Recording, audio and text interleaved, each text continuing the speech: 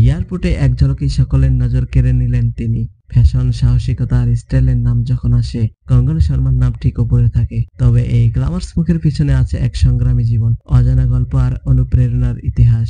আজ জানবো হরিয়ানার ছোট্ট গ্রাম থেকে বলিউডের লাইট ক্যামেরা অ্যাকশনে ভেতরে ঢুকে পড়া এক মেয়ের গল্প। এক মেয়ে যিনি সাহসের সঙ্গে ওটিটি প্ল্যাটফর্মে সাহসী চরিত্রে কাজ করে সবাইকে চমকে দিয়েছেন।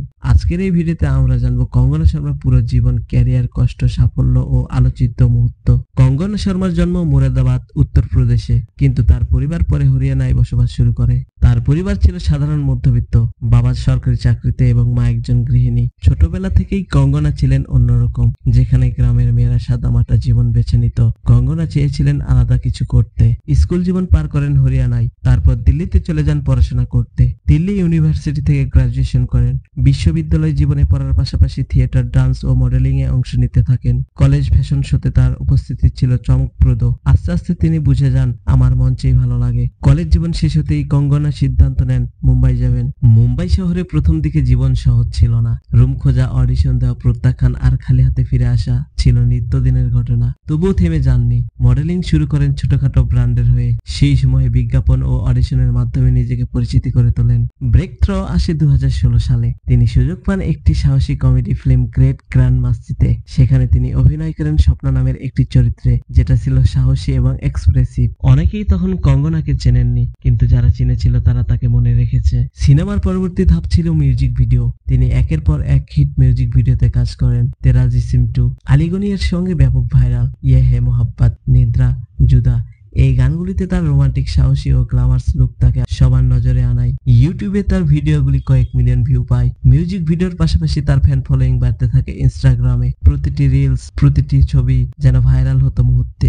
এরপর আসে তার ক্যারিয়ারের নতুন অধ্যায়, ওটিটি প্ল্যাটফর্ম। এএলটি বালাজির ওয়েব সিরিজ মনা হোম ডেলিভারিতে তিনি মুখ্য চরিত্রে অভিনয় করেন। এই সিরিজে তার অভিনয় ছিল সাহসী অথচ বাস্তব ভিত্তিক। চরিত্রটি ছিল এমন একজন মেয়ের যে নিজের জীবনের চাহিদা পূরণ করতে বিভিন্ন মানুষের সঙ্গে যোগাযোগ রাখে। এই চরিত্রের মাধ্যমে কঙ্গনা দেখিয়েছিলেন যে তিনি শুধুই গ্ল্যামার কুইন নন, অভিনয়েও পারদর্শী। অনেকেই তাকে সাহসী বলেও সমালোচনা করেছিল, কিন্তু তিনি বলেন, আমার চরিত্র নিয়ে কথা হোক, আমি ভয় পাই না, আমি অভিনয় করি, বাস্তব তুলে ধরি।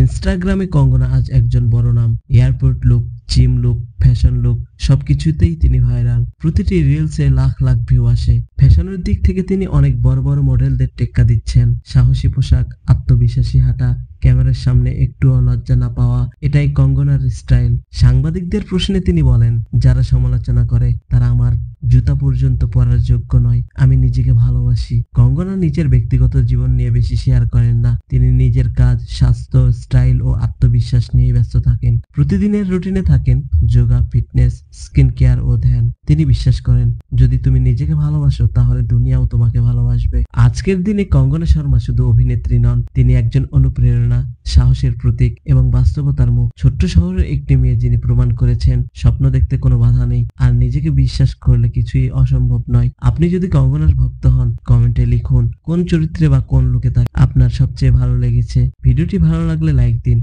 বন্ধুদের সাথে শেয়ার করুন, আর এমনই আরো অনুপ্রেরণামূলক জীবন গল্প পেতে আমাদের চ্যানেল সাবস্ক্রাইব করতে ভুলবেন না। ধন্যবাদ, দেখা হবে পরের ভিডিওতে।